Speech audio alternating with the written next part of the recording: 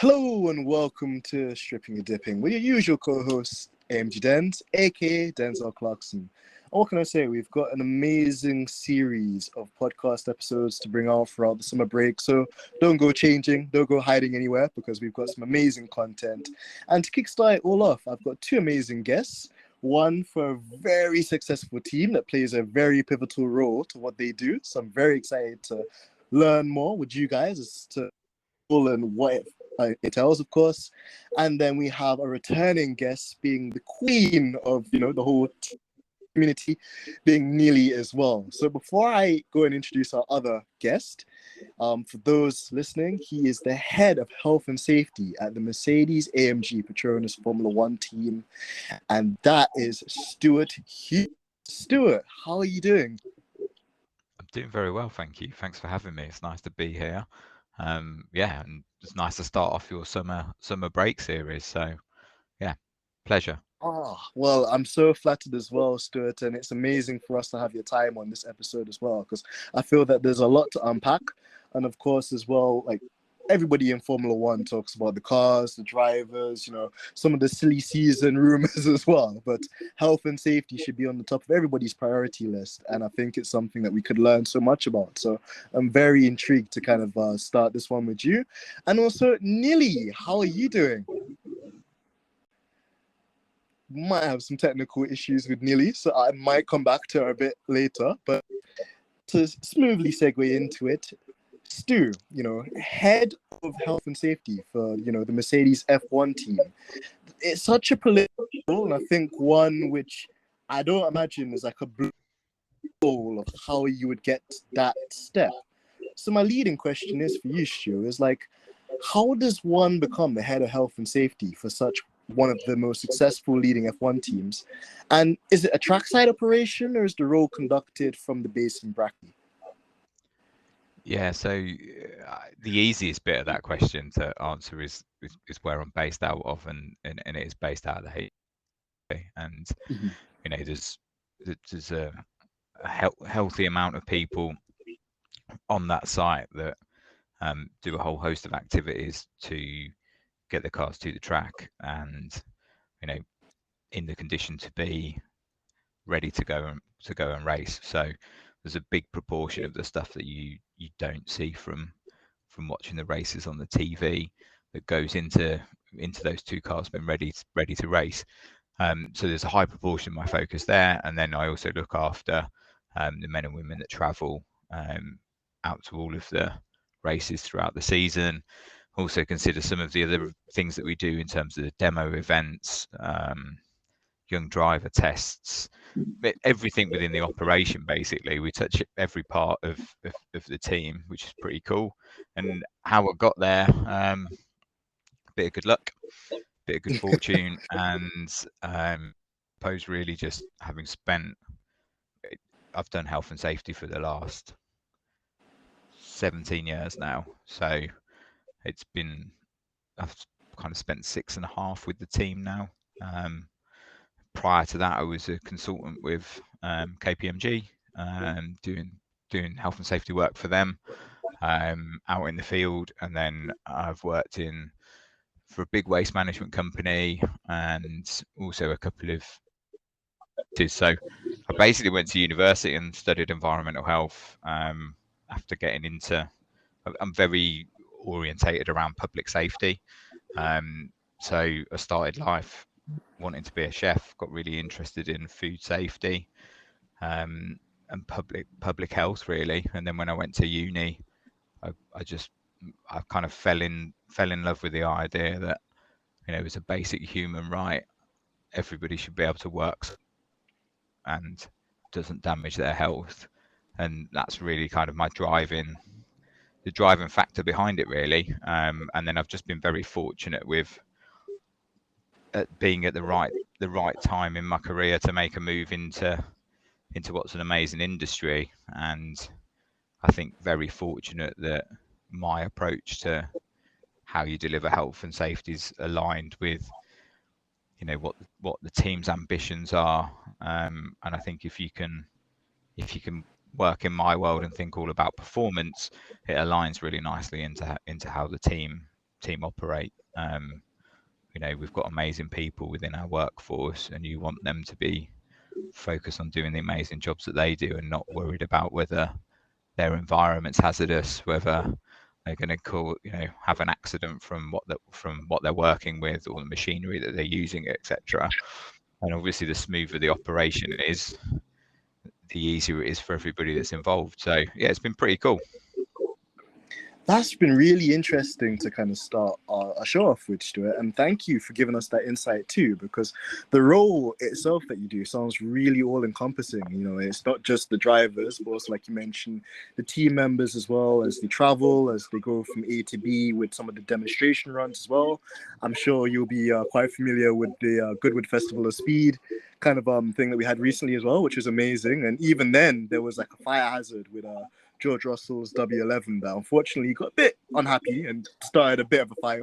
But it's very interesting just to see the symmetry of how the role entails so many different facets that a lot of people I feel would take for granted, and also just your MO, your kind of modus for how your approach is and how it aligns with the team and its vision as well. So I'm really looking forward to unveiling that a bit more but also, as we have Nilly back in as well, Nilly, I'll hand over to you for your first question.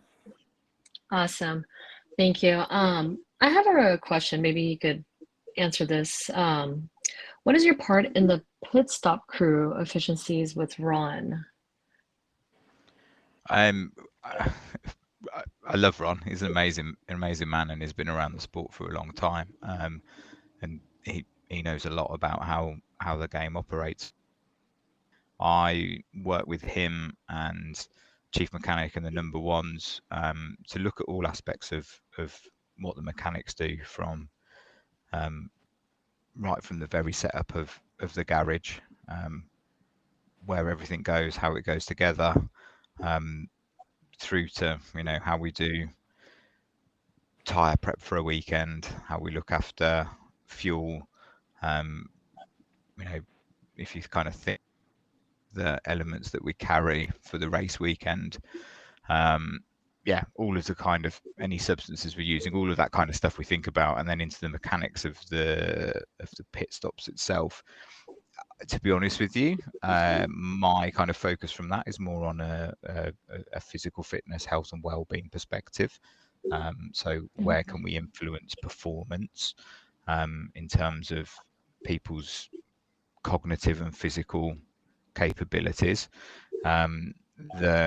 If you think about all of the clever bits of technology that go into making a pit stop work and all of the equipment side of things, there's a whole bunch of clever people that work on design, testing, making all of that kit to make it work. I don't get involved with that unless something goes wrong, because that's when I'm interested. But actually the design process of that is very of my input onto that. So yeah, I think more so I'm interested in the physical capabilities, the demands of the task, and how we ensure people are best prepped to go into each session. Interesting. Do you guys, as like Team Mercedes, do you guys do anything to be the best in class when it comes to pit stops? Like as far as your role goes, like is there something that you aim for every single race or season? I think besides the time wise, besides time and stuff. I think the trick to when you think about pit stops is consistency. So like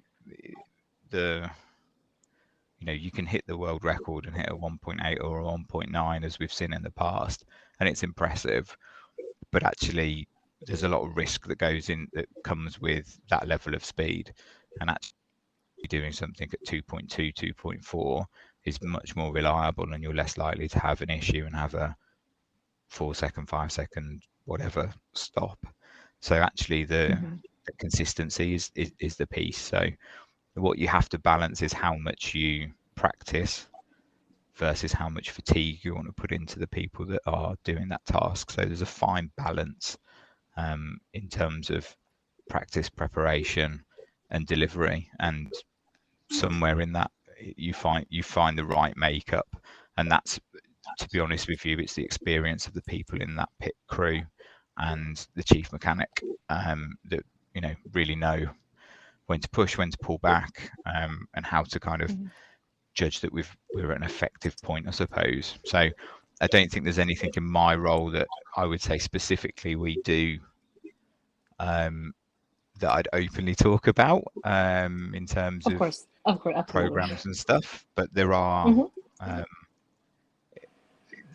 things that we consider to try and make ourselves consistent in terms of that delivery, and I think that's that consistency piece that is critical. And you guys are very good at that consistency. That is one thing you guys excel over everybody else, which is amazing. Yeah, and it's a mindset. I think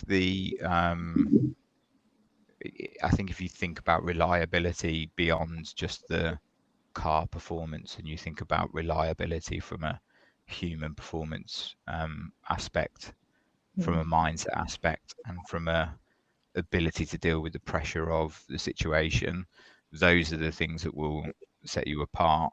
But I think in the same breath, I have super amounts of respect for for every man and woman that's in the pit lane doing the job. In the environment where you practice these things, like I've had a go to understand the physical demands, and even in the practice environment, your adrenaline's up, but it's a completely different ball game in a live situation with a car coming at you at 80 kilometers an hour, and the trust you're putting in the driver to Absolutely. come into the pits in the right angle, stop on the marks.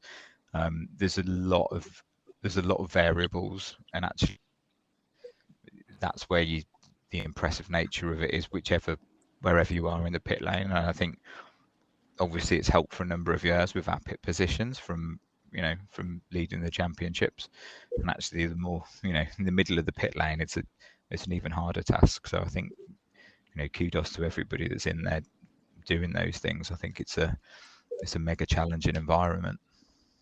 Absolutely, and there's a lot of risks with that as well. I can see dangers of individuals getting hurt and everything else. Yeah, there's a lot of powerful equipment. If a race is going perfectly, the risk is reduced because generally you've kind of got a fairly clear window. You can control when you're coming in, etc. It's when you have a safety car situation, or the weather changes on a sixpence, those kind of is when you see the super active pit lane, and you can kind of start to see the potential for things to go wrong. But you've also got highly skilled people, really well trained people. You've got the world's best drivers. So all of that kind of competence comes together to lower the risk. It doesn't eliminate it, and you never will do in that environment. And I think it would be. Hey guys, and thanks for tuning in to Stripping the Dipping. We apologize for some of the technical difficulties we've had, but smoothly segue, as I am the smooth operator after all. Stu, I have another great question for you in terms of this particular scenario. So back in 2020, we saw, after Roman Grosjean's horrific crash at Bahrain, ignite, no pun intended there, a push from the FIA to further health and safety measures. And I think one of the ones that we've seen come forward this year, one of the controversial ones in inverted commas, has been the pants and piercings rule, which, sparked a lot of debate and, talk amongst Twitter and other various social media platforms as well. From your perspective, do you believe that particular move in relation to driver garments and kind of provisions of what they wear in the race suit kind of environment was the right move from the FIA, or do you kind of believe from a personal level that maybe there are other regulations you'd like to see the governing body focus more attention on? I think what I would say for the FIA as a governance body, from a safety perspective, is they do a very good job. They do a very good job of looking at pertinent issues in the sport, and working with the teams and generating collaboration to say, right, like bringing in the halo, for example, we've got an issue that we need to resolve. we want you to come up with some solutions for this. Collectively, the teams then, work. It's one of the only things that they work together on in terms of, collaborative effort, and then we'll come back with something that the FIA will approve and bring in. And I think that demonstration of good governance with, engagement from across the relevant stakeholders within the sport is really impressive. And I think you've also seen that in the way that they've been able to deliver, continue the series during a global pandemic, and probably one of the first sports back, and to do that on the global stage. So I think, from that side of things, you've got to give them credit. And then I think if you are a body that is there to set rules and enforce them, then you have to set the rules and you have to enforce them. Now, some of them may feel irrelevant, or perhaps not, the biggest priority in the world, but actually I think it sets a tone for, if you're not, which rules do you bend or break, and then how far that is your lowest common denominator of accepting people not playing by the rules. So, I think my personal opinion on it is not particularly relevant. It's an interesting question on, does it make a difference to that individual safety? Probably not on a big scale, but is the demonstrable enforcement of rules a sensible approach from the FIA? It probably is, and I think it holds weight in probably more pertinent issues when you look at how the sport's governed, and I think that's the way you have to think about those things. And you saw some interesting demonstrations and comments from people, and I think all of that was interesting, but it's it's blown over and disappeared, hasn't it now? And we're still racing and people are getting on with it. So it's, I think the media enjoys making more of something than there probably is. And I think, from a true health and safety perspective, is somebody's earrings or nose ring going to make a big difference in the event of an incident like that? Probably not. But I think it just goes back to standards, doesn't it? And I think that if they're consistent with that across the board, then you kind of go okay. And I think that seems to be a sensible approach. Yeah, I agree with that as well, Stu. And I think everything you said there is pretty fair game in terms of, we, in light of what happened last year, which we need not explain podcast because it still agrees quite a lot of us. But of course, in light of that, we were looking for a lot more consistency from this governing body, for them to kind of try and enforce the rules and to demonstrate to us, that they were on top of it. Because at times it almost felt as if, things were done kind of on impulse, or one rule applied for particular individuals and not for others. So as you mentioned, the consistency is key in that facet as well. And like you mentioned too, I think it was controversial at the time.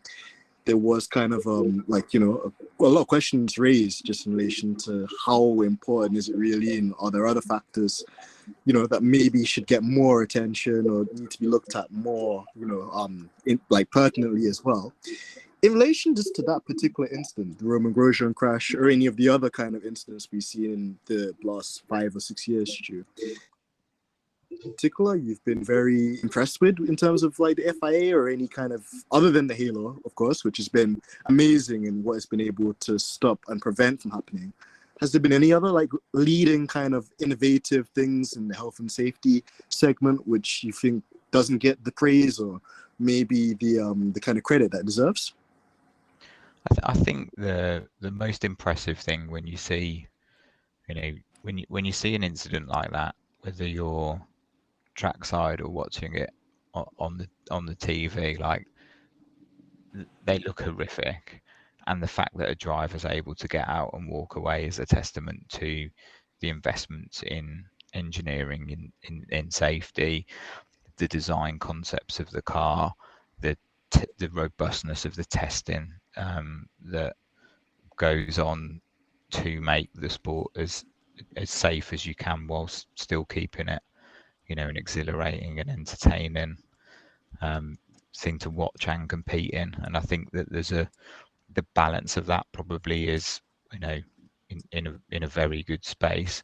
I think you don't want to rest on your laurels with it. So, there's you kind of always want the FIA to be considering, off the event, off the back of events, what else can be done, what improvements, can be made.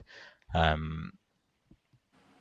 think if you don't have to go too far back in time for where, cars crash burst into flames and people didn't survive, and you don't have to go too back far in time for where, the whole sport was pretty much 24/7 and people would work all night and everything else. So I think the changes in the way that the sport operates and runs has improved a lot of things, and probably people don't see that behind the scenes. So I think those things are impressive. I think also, the reason you see slightly slower pit stops now is because they've tried to, design safety features in so that, we're not losing wheels if things aren't connected properly. So they're building in, redundancies, or they're building in things that prevent failure, which the challenge for all the teams then is how do you deploy that in the most effective way to not burden the car with weight or unnecessary measures. And that's where it's interesting, and I think that stuff probably isn't spoken about that much because it's probably not as exciting as how fast the cars go or the g-force that the drivers go through, etc. And I think even the bouncing this year, the reaction to that, and monitoring, measuring, and then putting in limitations is just another good sign that it isn't just a free for all on that front, and that there is some care in the way that the sport's delivered. So those things, I think it's difficult, isn't it? I think it's a really hard job to be a governing body of something that you've got a global audience of millions in that are invested into the personalities of the drivers and the people in the teams, to appease everyone. So I think it's a very hard job to deliver effectively, and I think that they do, on balance, the best that they can. I think the most exciting thing is the way that the teams, take those challenges, and they don't push back and say no, we're not going to do them. They go away and apply the amazing brains that they've got in the midst of them, and design these really complex and impressive bits of kit that now can withstand crashes like that. And I think that's probably the bit that's not celebrated, is where that is in the design element of it, and that's the thing that always impresses me. Absolutely, and you touched on a few things there as well, like how much of a balancing act it is, obviously, for the FIA to try and appease the masses and get to the sporting aspect of it, but at the same time as well, you don't have a sport unless you obviously have the rules and the governance and the safety measures kind of inbuilt into that system as well, which is key, like you said. And also, you're absolutely correct as well. I think the teams are very combative, in the way that they look at these issues, they look at these problems. You got amazing people like you, Stu, that sit down and actually have to come up with a solution sometimes, all the time, should I say, really. When it comes to some of the things that will get flagged up, or maybe a regulation change happens, and then as a result of the regulation change, the cars do something which not everyone was expecting. And actually, I think that's a great smooth segue onto a question Nilly wanted to raise in relation to the porposing this year. So Nilly, and she's not in the chat at the moment. Okay, so I will style this one out nicely. Stu, another kind of question I wanted to ask you as well was, just generally speaking as well, we were talking off air about some of the amazing work that you've done, not only just with Mercedes, but also for the Institution of Occupational Safety and Health, which, for those who don't know, it's a non-profit organization, that do a lot of great work in this leading part of the field. And she was the vice president of that. Could you explain how it works, for our listeners, and for those out there as well, how they can become a part of such a great organization? Yeah, no, I can do. So yeah, that's a volunteer role that I pick up, and I'm one of a few vice presidents, so it sounds probably a little bit grander than perhaps it is. The six of us, and there's a presidential team, and then we're kind of ambassadors for the profession, and we essentially go out and represent IOSH at global events and in different areas. So we'll speak to different organisations, be it from the UN or the International Labour Organization through to governments and kind of quite broad audiences, I suppose. And IOSH is there as it's the only safety body that holds a royal charter, so it's a standard of professionalism. So our members join generally as well. You can join as a student, and through your studies, work your way through, become a chartered member, and then potentially kind of ultimately become a fellow. And throughout that journey, it's about demonstrating your skills and competence as a safety professional. They do some amazing things in terms of mentoring programs to help develop the kind of next generation. And for me, it's really exciting. Like, why I'm involved is I want to inspire people of the future to come into a purpose-driven career and go and make a difference around the globe to people's work environments. And it's not just the impact in the workplace. If you prevent people from having an accident at work, they're still in the job that they're employed to do. They still bring home their wage. They're still able to feed their family. Their children still go to school. The societal impact of it is massive, and that's the bit that is exciting. IOSH also do a lot in research. They do a lot of thought leadership. We have a really interesting campaign called Catch the Wave, which is all about putting people at the heart of sustainability, and that's a key thing as well. So yeah, I'm really fortunate. I get to work in a really amazing environment that goes all around the globe and is seen by a vast audience, and then also do some voluntary stuff that promotes the profession. And hope between both of those things, we're able to change that image of safety being seen as a barrier to doing stuff and kind of moving that into the world of enabling things to happen. And that's, for me, what it's all about.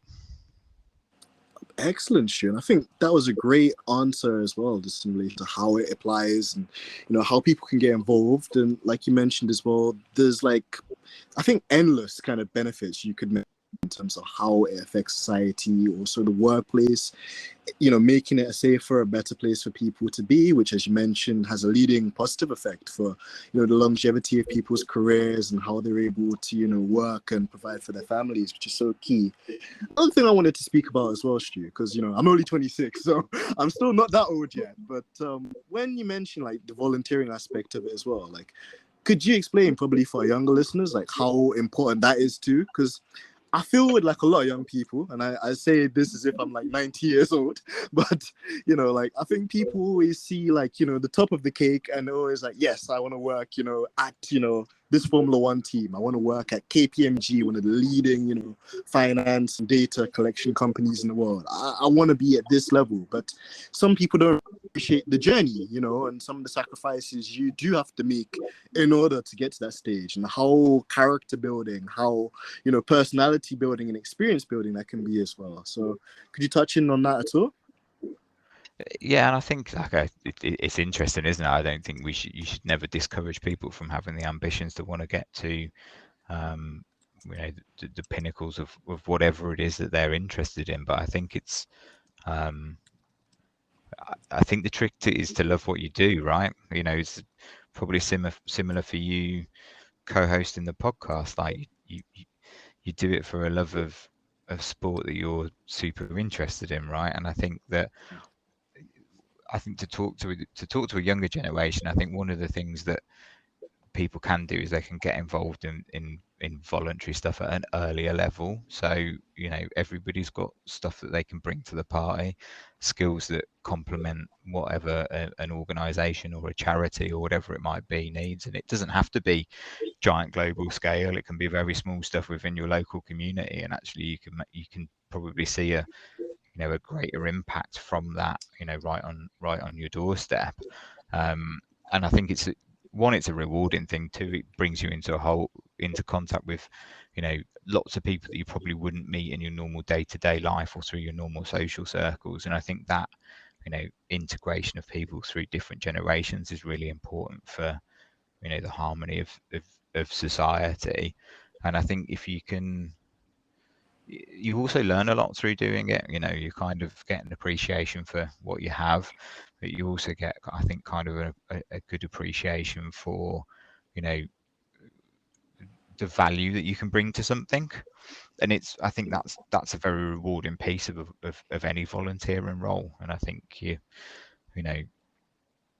have to sacrifice some time, but like, you don't know how much time you've got, right? So giving something back to make a difference is a nice use of time. And whether it's creating content for other people to enjoy, as you're doing here, or whether it's, you've got, you passionately believe in something and you want to go and contribute to that happening in the world, you might have a real strong passion for environment, for animals, for people, whatever it might be. And I think, like, just tuning into that and finding a way to utilize the skills you've got, so just a cool thing. And then, you never know who you meet and what doors it might open. And, that's always the kind of thing that's unexpected in these elements.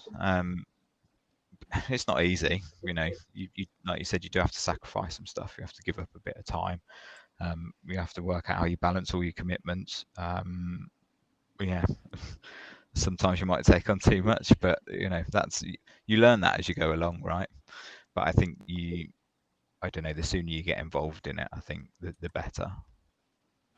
Absolutely, I absolutely agree with you on that one as well, Stu. And you're right. It does give you and provide so many people as well that invaluable experience. And like you rightfully touched on as well, you're able to, because you're in that position, it puts you kind of like sometimes out of your comfort zone to meet people you wouldn't normally meet, in social circles, which I think is very key and something I definitely can attest to as well. And also, like you mentioned too, if you have a real passion and a love for something as well, like, even though you're making the sacrifice, it's always that thing where you're doing something positive that could impact, somebody else in a really great way. And of course, that is something which I think we should all strive for in our lives, and how we approach things as well for betterment. So I absolutely agree. I think we've got Nilly back, so I'm just gonna ask Nilly, are you in here? I am here. Can you guys hear me? Yes, loud and clear, Oh and my God, amazingly I'm well. so nervous. Okay, I cool. will let you segue. Awesome. Okay. So what was your role when the cars were porpoising like crazy, like earlier in the season? When that whole dilemma of the, porpoising.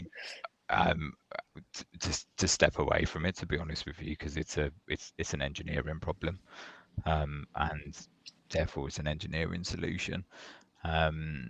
I think that what's interesting for people outside of the sport, but in my profession, is when you start to see the impact of that on high profile people on the TV, it starts to generate interest in the question of, what is the fine balance between searching for performance and the risks you're prepared to expose people to. And I think what you've probably seen is a very, very high profile event of getting that slightly wrong.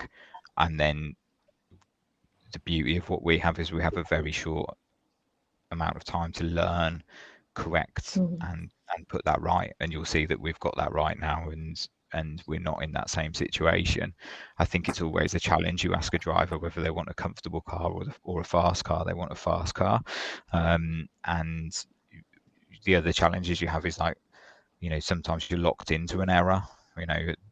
There's only so much you can do after a certain point. A car's in park firme, and it's not where it needs to be, and you can't do anything about it. You're kind of stuck. So there's lots you can do to kind of small manipulations, but you can't make giant, massive changes, and that is one of the constraints that sometimes is an issue. But the overarching problem was an engineering piece, and I think the do when you're not the technical brain involved in that is to leave the people there who can fix that issue to work really hard on it and find the right solution. I think if I'd have got involved, I'd have just been a nuisance, to be honest with you. Yeah, right. Yeah, that is interesting because it's, yeah, just an engineering. It seems pretty good now. It just seems at the time it was just so, like you said, it was just, publicized like crazy, and seeing it, Well, it was so like new, in right? It the was novel. plans. Absolutely, And absolutely. I think anything that's new and novel like that will be, everybody will look at. And I think, our performance wasn't where we wanted it to be at the start of that season. And I think, that's also another big talking point for people, isn't it? Because they're so used to, for the last however many years, seeing that, Right. consistency come out off and be in a very good place. And, I think it's a testament to the team that they've got on top of that in the time frame that they have and seem to be in, a stronger position. And I think that, one of the key aspects for us is what, when you have a big failure event or you have a bad day, it's how you come back from it. And that's the strength of the people that we've got within our organization. And that's, that helps massively. You guys are doing well. I mean, you guys are definitely improving, and consistency. That's what you guys are. You guys know how to figure it out. So, as on the other side as a fan, it's, we are always committed because we always know that you guys are always figures in a, let me see how to word this in the right way. In a dire situation, you guys know how to figure it out within a short amount of time, and it's so amazing how you guys do it all. Like the teamwork you guys show, it's insane. I love it. Yeah, and I think the other thing that you have to do in that situation is you have to have a high level of trust in the people around you. That's another, because it's very easy to start pointing fingers and blaming different areas and, kind of looking for the problems elsewhere. Actually, if you can collectively work on the issue, that's where you'll, that's the essence of it, isn't it? How good are you as a team? There's, throughout all of the teams, there's like a plethora of amazing individuals, very talented, very clever, but actually how you harness all of those people to work together for that single end goal is the bit that I think differentiates you. And you'll have seen, watching the telly, looking at how teams operate and questioning decisions that are made, or strategy calls, or whatever it might be, like drivers arguing with their teams, etc. And all of those little bits, those little friction points, just kind of, I think, demonstrate where perhaps people haven't quite got that team ethos. It's hard to say because you're not in it. Do you know what I mean? I've not been Absolutely, part yeah. of another organisation, and I think the best thing you can do in a sporting context is to focus on what you can control, and focus on what you're doing, and don't worry about the others, because they'll do whatever they're going to do, kind of scenario. So I think that's the that's the key bit in that. But I think it definitely, the porpoising definitely introduced some interesting conversations around what drivers were and weren't prepared to put up with. And as I said earlier, I think you've had a sensible reaction from the FIA, and I think you've seen the power of all of the teams to try and reduce the impact of it. It's not disappear completely, but it's certainly, I suppose, back within a level tolerable. Right. Yeah, you don't see it actually, so it's not too bad. Yeah, it was crazy at the start, right? The first couple of races, you would hear it Yeah, It was so bad. Over yeah, like, I think people were getting nauseous on, at home just watching it. But, you know, it was interesting. Nobody knew the word before, really more so than I think this season. It was just funny because everyone's like, what is this term? Because nobody was exposed that much to it unless you really understood the sport. So, and the way yeah. cars I think work. But if interesting. you go back to um, the 80s, it was a phenomenon in the, like before I was born, like in the early 80s, it was a phenomenon then with a set of regulation and design changes that happened. So I think there's some people that have been around the sport long enough to have the collective memory of when it was an impact. I think for a lot Right. of people, and there's a whole new fan base, isn't there? Since Drive to Survive and stuff that's really Oh, got brought absolutely. into the sport. But for those people, it's completely brand new and out of nowhere. So it's yeah, I think it's just a great thing, like you say, as you sit there as a fan, and the thing that you walk away being impressed by is, oh, actually, in a very short space of time, they've fixed this very, very, evident problem. That's just, it's quite cool to be, to be involved with that in some small way, even if you're not, directly involved with fixing the issue. Knowing the people around you can is quite powerful. Absolutely. Absolutely. Over to you, Dens. Oh, well, I thank you for tagging me in, Nilly. And yeah, Stu, we've talked about kind of operations like at the track with the pit stops, with the phenomenon of porposing as well, which, for people like me is just interesting, scary, but interesting again. So add that dynamic back in there. But I actually wanted to like take it back home, in the factory at Brackley. And the question really is, Stu, is how do you go about inspiring and changing the kind of culture in terms of the health and safety standards at the factory, because I'm sure that there's a lot of personal responsibility, there's an element of competency that comes as well as like reminding people of the opportunity to maximize performance and well-being of the team collectively. But how do you do that, with the mechanics and the staff back in the factory as well as on the track and Yeah. with the pit guys and stuff like that? Well, I'm really glad you asked me about that, because as I said right at the very top of this, the largest proportion of people that we look after work in the factory, and without them we we can't do it. They're a critical part of it. I think um the true element behind it is what you have to, like, safety is an outcome of lots of other elements, and it's how that kind of, how safety forms part of that high performance ecosystem. So you talk about people's well-being, you talk about their health, you talk about the environment that you're in, but it's about aligning things. So in very much the same way that if somebody finds a fault on some, we want them to speak up about that and tell us, so that we can fix a fault, so we don't send something out to the track that would stop the car in the middle of the race. We want to know about that kind of thing within our operation, so that we can fix it, and that we don't cause somebody some harm through what we're looking to do. And I think the way that we've driven that from a cultural point of view is to really empower people to talk to raise these issues up, and anybody at any level can flag something into us for us to look at. And it's talking about, we have to have a tolerance of risk. We're in pursuit of performance, which involves pushing the boundaries.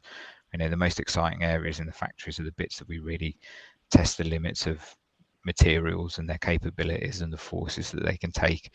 And in my role, that could either terrify you or be super interesting. And it's super interesting to me because actually, up until the point of that failure, that's where you're really stretching the performance of a material or components. And actually then understanding how things fail enables you to understand how you can put in containment measures around that to protect people within their environment. And I think that's the way we talk about it. We talk about it being critical to performance. We talk about safety being part of our continuous improvement journey. And I think the other bit that we do very well is we respect the competence of the people that are in their environment. You know, I've got some of the world's best welders, machinists, you know, fitters, with, you know, people that work with paints, work with carbon fiber, etc. You know, they've got far more knowledge than I have about working with those, working in those environments. So I have, you know, you collaborate with them to understand what their challenges are, and then to understand how we work with them to drive the improvements. And you can't do everything overnight, so it takes a bit of time. But that's the way you go about it. And you kind of, I mean, I like talking to people and not really talking about safety. And within that conversation, it will naturally come up. And when it naturally comes up, that's your opportunity to teach with them. And I think that's possibly the secret sauce to doing it. Is not really talking about it, because it just naturally happens. So, you know, I think everybody that is going into that organization is going there because they are part of the success of the team, from whether you're in a support function to design through to build, and you know the value of what you're bringing. So you know also that you need to look after that, and I think that's the way you drive the right culture. And yeah, we don't sweat the really small stuff. You know, it's all about balancing things. So you know, you could put a heck of a lot of governance and control into an organization and slow it down, and it would be super safe but ineffective. And you could be the of nothing, and it would be chaotic, but you might come up with something that's really quick, and somewhere between both of those points is a sweet spot in the middle of that continuum, and that's where you want to operate. But you have to understand it flexes a little bit. So I think those are the key bits, really. Yeah, hopefully that makes sense. But you know, the fundamental issue for us is like, you know, without our people, we can't deliver in the way we want to deliver on the track side. So, you know, taking care of them across everything that they do is really important from us, from, you know, what we provide to them, from the support networks, from how they're fed and watered within the work environment, to the quality of the equipment that they're given, to, you know, the maintenance of the machines. All of those aspects are things that we think about and work towards providing, you know, one of the world's best environments for them. And I think, you know, you can always do better. You can always, you know, improve those elements. But if that's what you're chasing, you've got a really good opportunity to inspire people to give you their best and contribute to it. It's so true, Stuart. And like you mentioned as well, like it's really all encompassing in all those aspects, and as well as that, just to see the kind of knock-on effect it has too. Because you know, if you create an environment which is safe for people, but they feel like they're not being like, you know, stigmatized or a way kind of able to do their job freely, but they've got the environment to push on and to, you know, feel like they can do everything, then that in turn gives you like the positive kind of atmosphere within the team, you know, with all the competencies and the kind of emphasis on well-being as well. And to just see how amazing it's been for Mercedes with the dominance they've had over the last 8 years as well, it clearly shows how all of those things are interlinked and make, you know, a huge difference even when it comes to the finer margins you mentioned there as well. So I think a lot of key nuggets of information there for sure for all of the viewers. And on that note, I'll hand back to Nilly. Okay. With the new COVID measures, have you tackled the need to maintain high productivity of an F1 team? Like, do you guys have like a daily plan or something like, you know, happens in the COVID became a whole other job, right? So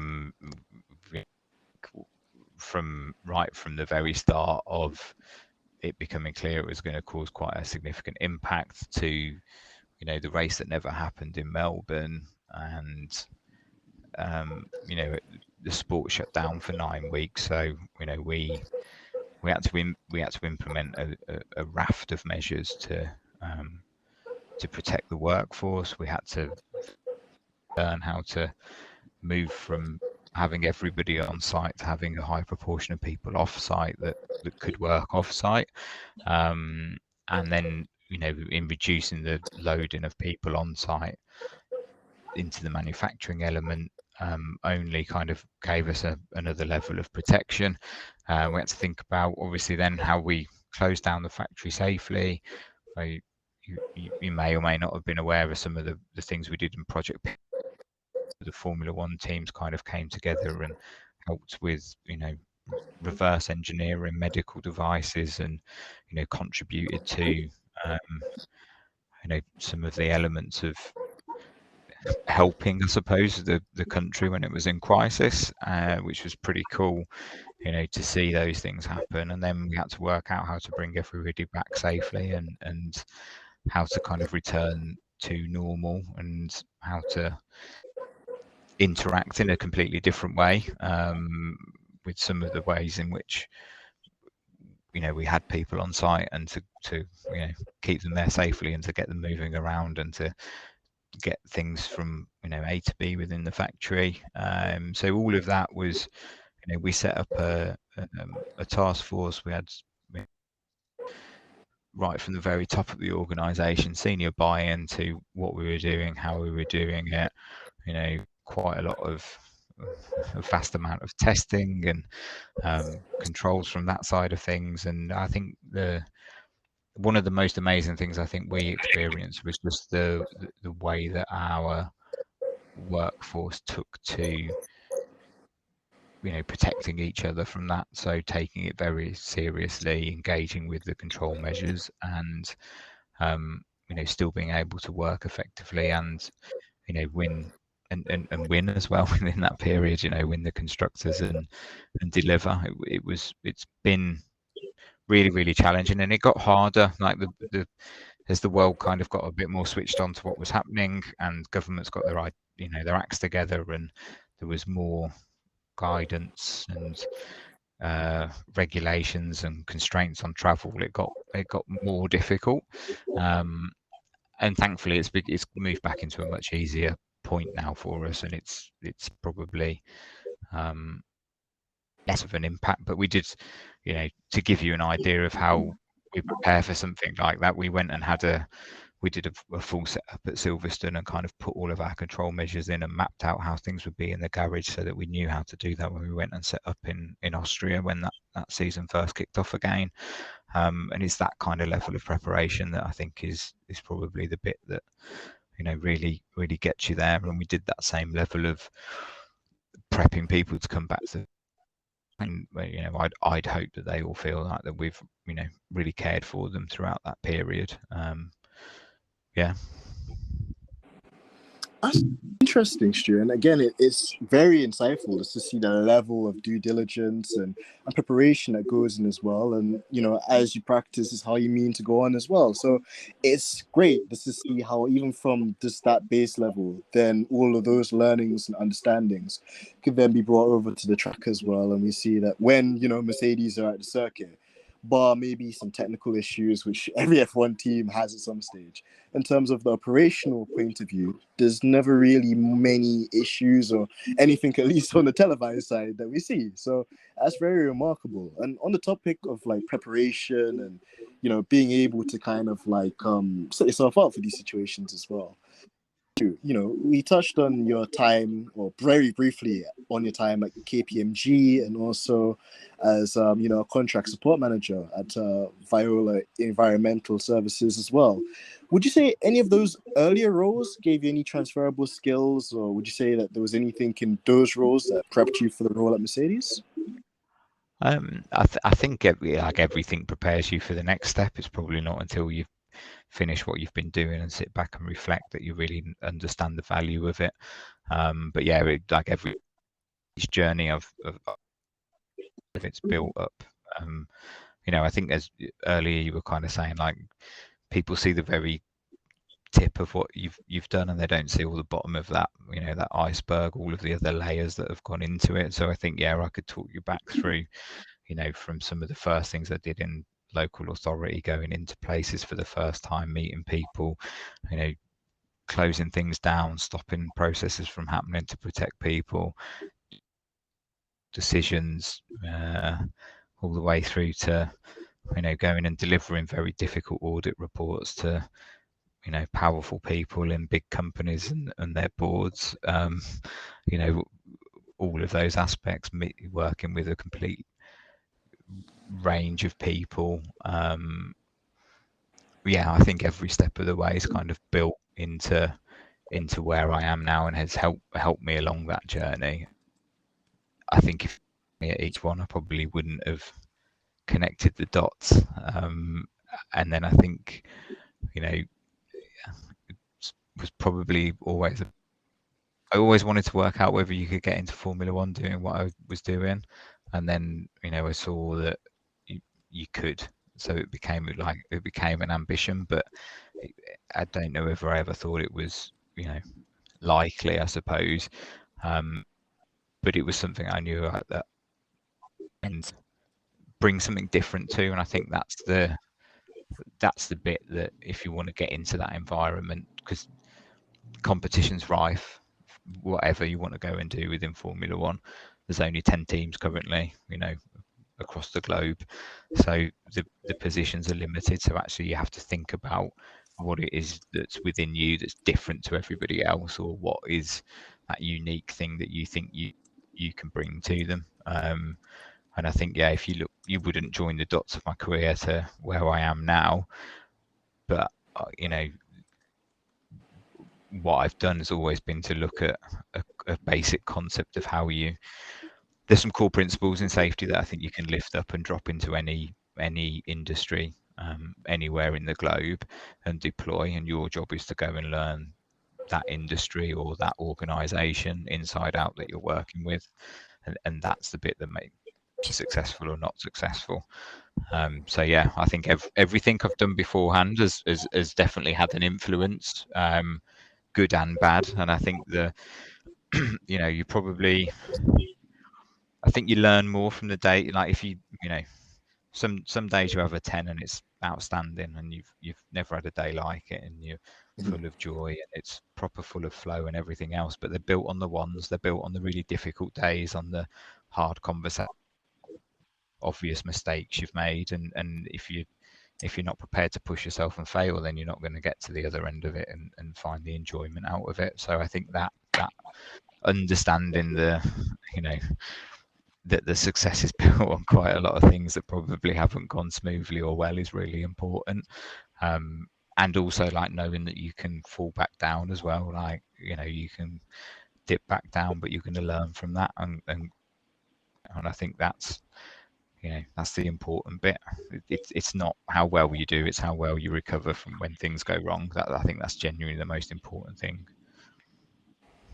Absolutely. And I think that's a very key thing, not only just in what you do, but also just generally in life as well. When things are not on the up, or when things are going through, the ability to kind of dig deep, the ability to kind of flip situations and try and find innovation to those things as well. And it's so insightful to see how that plays out in what you do.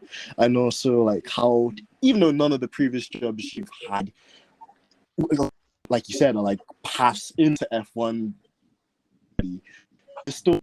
there's still like a common mythology amongst all of them, in the way that you apply yourself to the role and you look for things which you can improve in that aspect as well. So I think that's a very key thing for our listeners to take as well. So Nilly, I'll bring you back in. Okay. Stuart, you studied public and environmental health. If you weren't a Mercedes, what would have been your dream job? That's an interesting one. I don't know. I think if I'd have probably had the freedom to do absolutely anything in my life, I'd have probably gone and tried to probably. I really? think that an actor? A boyhood dream, yeah. But how funny. Okay. Yeah, I think to be honest with you, what at some point in the future, my time with the team will come to an end, and I'll look for what I want to go and do next. And for me, it's got to have a lot of purpose into it. And I'd like to go and I'd like to be able to take on a global safety role that has a really big impact in terms of improving and working conditions where it really needs improvement. So, you know, in parts of the world where people are, you know, exploited or exposed through what they do day to day to survive or to earn money, and improve that. Like it's quite lofty, I suppose, as a bit of an ambition, but you know, I'd like to go that you could really make a difference and know that you've improved, you know, the lives and communities in parts of the world that really need it. So I think maybe my dream, like this is my dream job, to be honest. I love the team. It's an amazing place to be, and there's some really inspiring people. And I think like what beyond this is just going to be like, you know, cherries on the top, if you like. But that's the Absolutely, yeah. ambition. You know, I'd like to go and I'd like to be able to sit back at some point with, you know, put my feet up on the beach and say like, did I do something that made the world a better place? So yeah, that would probably be the dream job. Interesting. An actor and now to this. I love it. What a transition. Yeah, quite a transition, isn't it? Yeah, I blame my love dad that. because he told me I needed to get a, you know, he said to me, you need to have something that you can always fall back on and do. So yeah, he proper job. It's never too late. Maybe you could do both, right? So I don't know. We'll see about that. Maybe somebody will listen to this and think, oh, we'll get it. We'll get him on. We'll give him a part on something. That's funny. That's funny. Over to you, Dennis. Thank you there, Neil. Sure, you know, it's interesting to kind of hear that as well, and to see just even behind the health and safety stuff as well, just to see what your interests are outside of the workplace, and you know, just some of what your ambitions were growing up too, because it's always like intriguing to put those two things together. But also just in relation to what you do as well, like what would you say is the most challenging or the most difficult part of what you do? I think probably like one of the biggest challenges is the perhaps the perceived stigma or perception of safety as a whole, that it's a barrier and it gets in the way of things.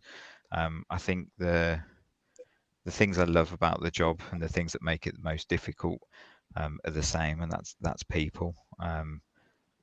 Like people do things constantly that surprise you and amaze you, and you think, I'll never quite understand how you got to make that decision, or you know, how that series of events unfolded and we got into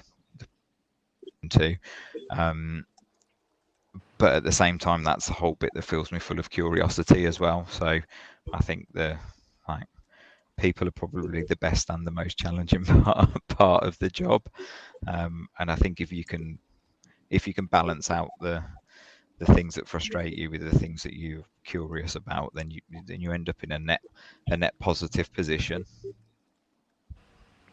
Absolutely. And on the topic as well, like I can imagine that you probably give a lot of presentations to, you know, the colleagues and all the staff at the factory as well, and on things that could be improved or new processes and stuff like that as well. Is there you go about like presenting that information to them or engaging them in like, you know, a presentation? Well, I think the challenge that you've got in our environment is you know, everybody is you know, at or beyond capacity. So you have to understand kind of the challenges and demands that everybody's under, and then you have to work out how you can bring whatever it is in that you're trying to do into that. And sometimes you've just got to completely, you know, steal some time from people and as you say, kind of put them in the room and do presentations and other elements. And then other ways, you know, there's lots of, you know, technology's changed the way that you can deliver stuff now. So actually, rather than this hour-long course about deliver something to you in a 3-minute video that gives you exactly the same amount of information and understanding. And I think that's the innovation that we try and look for. Or how can we turn the tools that people use every day into being useful and like nudging them into safer behaviors? You know, how can we utilize a mobile phone and some of the app-based technology out there to you know, to do inspections and checks, and and how do we use communication methods that people already exist to help them talk to us. So we, through WhatsApp, we 60% of all of the things that the team talks to us about in terms of looking for improvements or things that aren't quite right, they WhatsApp us with it, and that speed of communication, ability to share an image easily, that kind of stuff,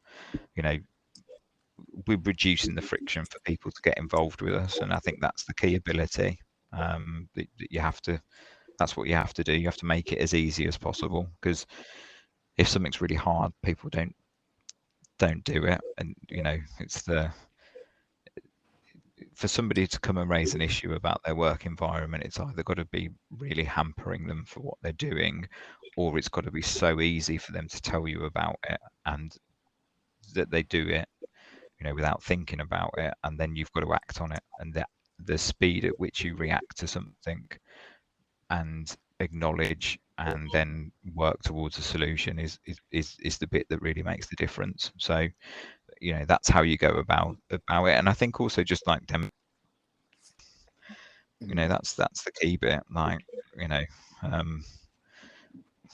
we really care about the environment that people work in, and that's throughout my team, that is the bit that I think sets us apart in the way we go and deliver it, because we're ultimately trying to help those people in their environment achieve the things that they're trying to achieve. And that if you coexist like that, it works really well. If you come in and put barriers up and stop people from being able to do things, it doesn't work so well. So yeah, that's the challenge, and I think that's it's all about can align with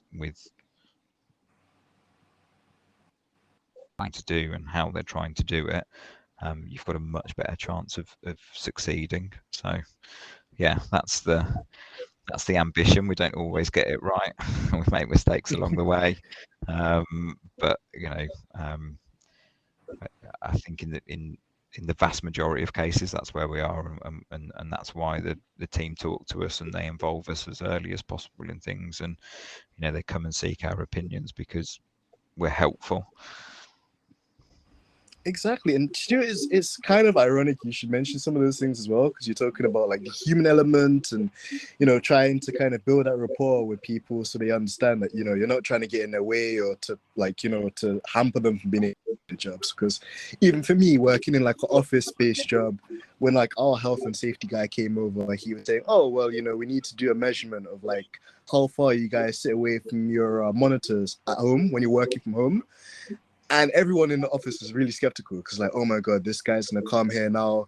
He's gonna try and basically like get all this information, and it might work against people being able to work from home or prejudice them. So obviously everybody was a bit kind of skeptical and not so willing to be so cooperative. But like you mentioned as well, whether it's through presentations or kind of just reassuring people, you're not there to do that, but more so to give them an even better environment, or to help sustain the environment they're in, so they can continue to do the work that they do. And getting that kind of symmetry that you mentioned as well is so key. So I really found that quite fascinating, and in some way or shape or form quite relatable too when I was thinking about some of my colleagues. So Nilly, I'll let you come back in. Okay. What are you doing during your break? I'm like saying it so casually. I'm like, so what are you gonna do during your break? Yeah, shutdown's a little different for me and my team. So obviously the 2-week shutdown for the sport enables a lot of maintenance activity to happen. So for 99% of the organisation, they stop and have 2 weeks off and put their feet up or do all the chores around the house they haven't done, or go to some beautiful parts of the world and spend time with their family and all of that good stuff. My team are in with some other people. We make sure that the contractors that are coming into our work environment are we understand what they're doing and that they're safe whilst they're working within the factory. We have some people looking after them. So yeah, my first week of shutdown is a week at work, Oh, and then I take a week of holiday. So I'm going to take me okay. and the family to the beach and go and relax and probably read some books and not do too much else, to be honest with you. I love it. That's Yeah, perfect. yeah. So I've got a nice balance of it, and then yeah, I think the whole, my big thing that we want people to do in this 2 weeks is to really rest, take the opportunity to recover, check in with all of the things that are important to them, and to come back refreshed for what is an intense period. There's what, 5 races in 7 weeks when we come back, so it's going to be an intense period of time. That we want people to come back as fresh as possible, and then also to be able to support them in a really busy period, to maintain that kind of nice feeling that you come back after a holiday, with all of that energy and stuff. So I think, yeah, for me, it's a week away, but it's a break, and hopefully it's some sunshine and yeah, make some nice memories. You're a beach kind of guy. I like that. I like that. I'd give away all of my summer holidays to be in the mountains, on my snowboard if I could get away with it. But Oh, are you? So am I. Okay. yeah, that's Where do you go snowboarding out there? Do you well, travel all over yeah, or? we have to travel, so we have to go to Europe really. Right. But yeah, I haven't made it over. Like, there's definitely a few spots in America and Canada that are of interest, and um, I also go to Japan as well because the powder Oh, out there is Japan's supposed to be amazing. amazing for snowboarding. It's amazing. Yeah. And So so yeah, is one day America. I mean, I'm being hopefully. biased. Yeah. I'm being biased, but yeah, there's a lot of good snowboarding spots. That's awesome though. Very cool. All right then, it's all you. Thank you. No, more interesting insight there too. And Stu, before we let you go, and can I personally will say it's been amazing to have you on for this inaugural episode of our summer series, and I'm really hoping we can get you back again later on in the season because I could sit and listen to you like explain things like every day, man. Like I learned so much from everything that you've said so far. So it's been a great conversation on our side, and we hope it's the same for you.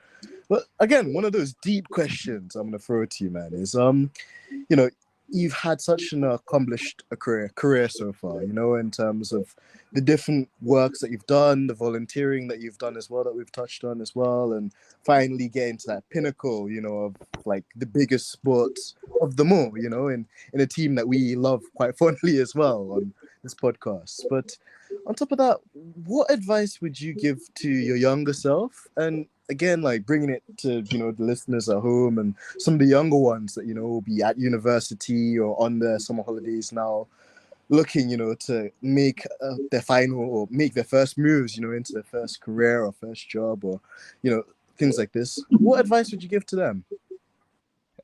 That's a big question, isn't it? Like, first of all, thank you very much for having me. And like, I'm flattered by what you've just said. It's, I enjoy having a conversation with people, and I think it's a two-way relationship, isn't it? A conversation. So, it's also the quality of questions and things that come across. So, yeah, it's been a really enjoyable experience. So thank you very much for that. Like, if I went back and gave myself some advice, it would be like, things are never as difficult as you imagine they are. So, I think if you're putting something off, just take that first step, because as soon as you move in, you're going forward, and if you're going forward, then you're in the right direction. And there's no linear path through everything. So, as long as you've got that North Star or your kind of compass point, you know whichever route you get there by, it's okay. But if you do, it's like if you do push-ups, right? If you want to do 100 push-ups, if you try and do 100 push-ups, for having never done them, you're not going to succeed from the off, or very few people are. But if you do one push-up that day, and then two the next, and three the next, and four the next, like, each day you're moving closer towards that goal. So I think it's just about starting something, and by perhaps how intimidating the end point feels, because if you do nothing, you'll still be as far away from the end point as you were when you first thought about it. So I think that's the best bit of advice I could give, and just be kind to yourself. Like, you know, remember that bit about, you know, the success is built on the failures. Just, you know, if you push yourself and it doesn't go well and you have a 1, you know, next to having a 10 from what you learn from it. So I think those 2 bits of advice I'd give to people. And yeah, just find the people you like and inspire you, reach out to them, talk to them. Yeah, find out how people have got to where you want to go, and see if you can do it. Yeah, I think that's great advice there, Stu. And, you know, thank you, you know, for, you know, taking the time out to go through all of these questions and, you know, different topics that we've thrown at you today as well. It's been a very insightful experience. And before I wrap the episode up, I'll let Nilly get the final question in. Nilly, go for it. What can you tell us about your marathon that you did? Yeah, That was a very long question. It's a short question, but a long answer, I'm assuming. So. Yeah. Yeah, so I did my did my first ultra marathon, which was I decided just to, you know, run 70 miles in one go. And I'd never run further than a marathon, and I hadn't done that for 10 years. So it was quite a big nothing to something journey.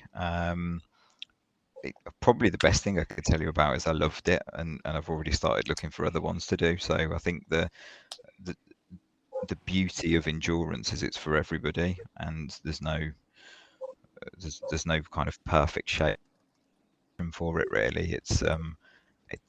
It's half physical, half mental battle, and that's why it's really exciting. I was fortunate enough to do it with another colleague from work, and we ran pretty much the whole thing together. So after about 8 miles, we kind of reconnected and ran the rest together, and I think that was very helpful, having some support along the way.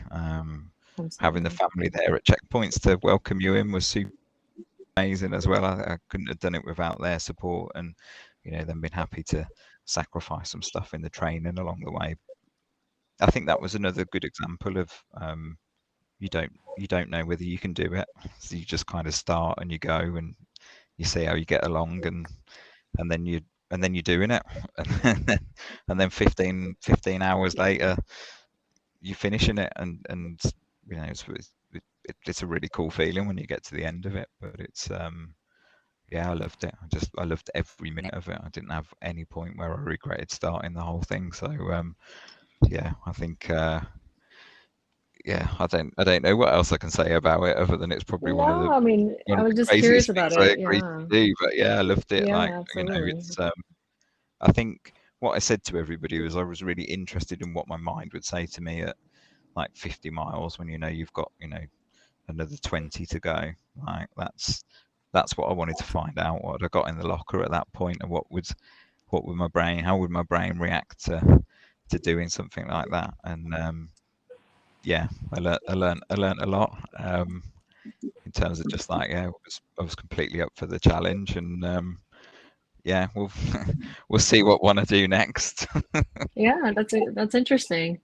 Yeah, you should definitely keep going with that. That's hard to do. I'm sure the prep was pretty intense, you know, leading up to it. Weirdly, it wasn't, to be honest with you. It was, Oh, you okay. know, I kind of, yeah, I think you think it's going to be massive amounts, and I was really conscious not to overtrain.